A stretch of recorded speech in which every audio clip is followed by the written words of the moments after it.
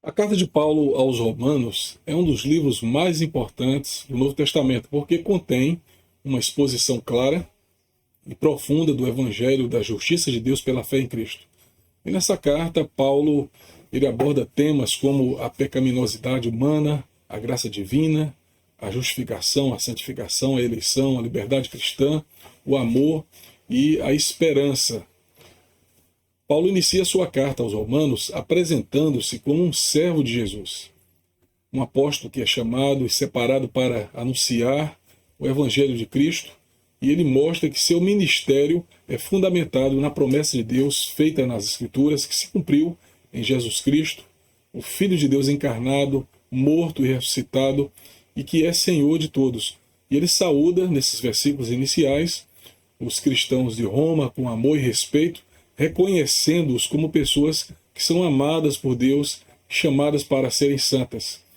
Então o apóstolo Paulo, nos versículos que seguem, do 8 ao 15, ele expressa sua grande gratidão a Deus por todos aqueles que estão em Roma, que são chamados para serem santos e que têm a fé anunciada em todo o mundo. E ele diz que sempre ora por eles e que deseja muito vê-los para lhes comunicar algum dom espiritual, para que sejam fortalecidos e para ter com eles algum fruto, assim como entre os demais gentios.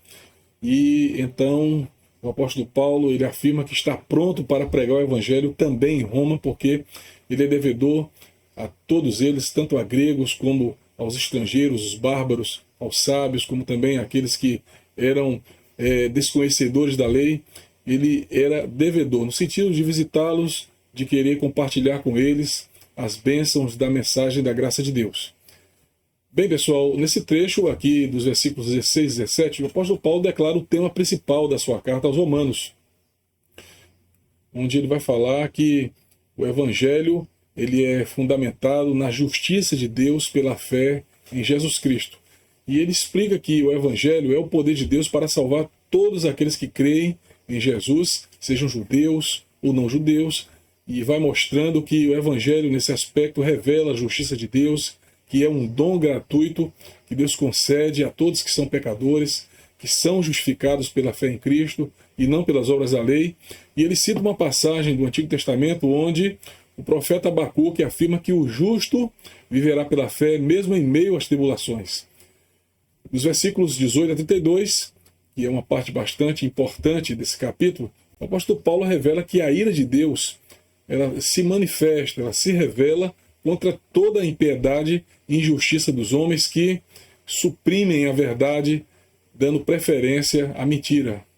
Então o apóstolo Paulo argumenta que os homens são indesculpáveis porque conhecem a Deus por meio das suas obras na criação, mas não glorificam nem lhe dão graças e se tornam pessoas fúteis em seus pensamentos e seus corações, insensatos, terminam ficando obscurecidos. Então Paulo quer mostrar que todos os homens são pecadores e culpados diante de Deus. E ele expõe a situação dos gentios, dos não-judeus, que rejeitaram o conhecimento de Deus revelado na natureza. Por causa disso, se entregaram à idolatria e a todo tipo de pecado. Então Paulo mostra que Deus não tolera o pecado e que sua ira é justa contra aqueles que o ofendem.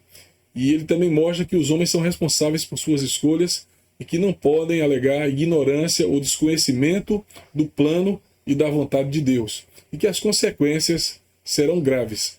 Então, pessoal, esse aqui é um resumo desse capítulo inicial de Romanos, e em conclusão, nós ainda queremos dizer que esse estudo do capítulo 1, ele nos ensina que o Evangelho é a boa notícia de que Deus nos ama e nos salva pela fé em Jesus Cristo, que morreu e ressuscitou por nós. E esse evangelho nos revela a justiça de Deus, que não depende das nossas obras, mas da sua graça. Esse evangelho nos chama a vivermos de forma santa, obedecendo a Deus e amando os nossos irmãos. Esse evangelho nos convida a reconhecermos os nossos pecados e nos arrependermos e a confiarmos na salvação em Cristo. E esse evangelho também nos motiva a sermos gratos a Deus pelo seu amor, pela sua paz. Então, que Deus possa abençoar a sua vida. Quero recomendar a vocês que assistam todas as nossas videoaulas, que vocês também se aprofundem em todos os conceitos que estão sendo compartilhados. que vocês façam pesquisas na internet, que leiam também os textos que nós estamos compartilhando, e desejo a todos um grande crescimento espiritual, que Deus abençoe a sua vida.